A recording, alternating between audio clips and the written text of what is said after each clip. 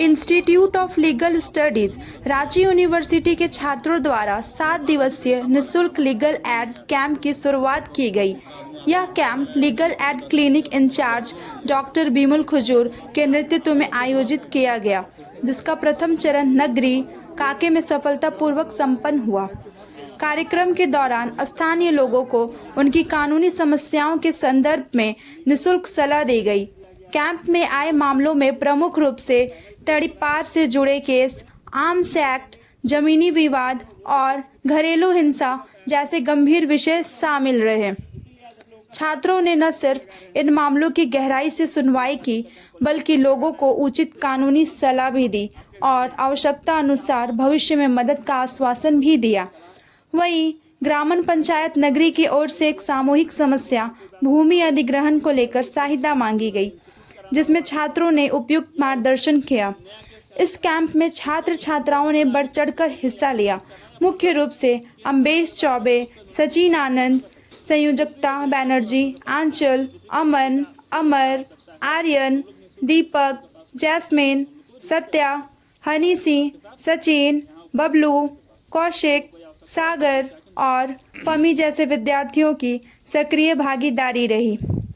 इस योजना का उद्देश्य ग्रामीण और ज़रूरतमंद लोगों को कानूनी मदद पहुंचाना, उन्हें उनके अधिकारों की जानकारी देना और न्याय तक पहुंच को आसान बनाना है। वो एफआईआर नहीं लेता है तो उसमें आप एसपी को जाकर के रिटन स्टेटमेंट दे सकते हैं कि ये पुलिस वाला फलाना आदमी हमको ऐसे ऐसे धमकी दिया। अगर वो एसपी भी उसको रिसीव नहीं करता है तो आप उसके लिए फर्दर मजिस्ट्रेट के यहाँ जाकर के डायरेक्ट फाइलिंग कर सकते हैं।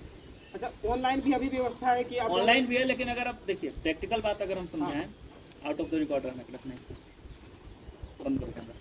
उसको जनरल आदमी उसको हड़प लिया है, उसके बाद से आदिवासी को वहाँ चढ़ने नहीं दे रहा है और उसमें कोई एग्रीमेंट वगैरह नहीं है, तो उसमें क्या लीगल वो हो सकता है? बिल्कुल, उसमें पूरा केस होगा, प्रॉपर केस फाइल होगा। हाँ। और जो आदमी आपको बोले कि जनरल उसको हड़प लिया है, आप जो बोले कि जनरल उसको हड़प लिया है, कोई प्रावधान कानून में ऐसा नहीं है कि किसी भी एसटी एससी की जमीन को कोई जनरल ले सकता है, पहला बात। दूसरा बात, एसटी एससी को भी अगर ट्रांसफर होता है तो उसमें कोर्ट से परमिशन लेना पड़ता है, आप लोगों को पता होगा। एग्जीक्यूटिव मजिस्ट्रेट के यहाँ से, एसडीओ के यहाँ से उसमें परमिशन लेना पड़ता है। अगर कोई एसटी एससी की जमीन को कोई दूसरा एसटी एससी का व्यक्ति लेना चाह रहा है तब भी। आप बोले कि जनरल व्यक्ति अगर उसको ले लेता है और उसमें चढ़ने नहीं दे रहा है, आप कोर्ट में जाइए, प्रॉपर्टी जो सिविल सूट है, सिविल सूट फाइल करिए अपना, उसमें हम लोग आपको हेल्प कर सकते हैं। सिविल सूट फाइल करिए और किसी स्थिति में वो जमीन उस जनरल आदमी का नहीं हो, ठीक है? किसी स्थिति में वो जनरल का जमीन नहीं हो सकता है। कोई भी एग्रीमेंट ऐसा नहीं फॉर्म हो सकता है जो उस जमीन को जनरल का बना दे। और इसमें कुछ अगला प्रश्न करिए। नहीं, अगला प्रश्न और भी कोई लोग करेगा तो उसके लिए आपको आगे बढ़ के केस फाइल करेंगे तभी आप लड़ पाएंगे। सिविल सूट फाइल करना होगा, उस जमीन का रसीद आपके पास होगा, क्योंकि आपका जमीन है, कागज होगा ना। हाँ, कागज है, उसके थ्रू आप जाइए और उस जमीन पर अपना सिविल सूट फाइल करिए। जनरल का जमीन हो ही नहीं सकता है।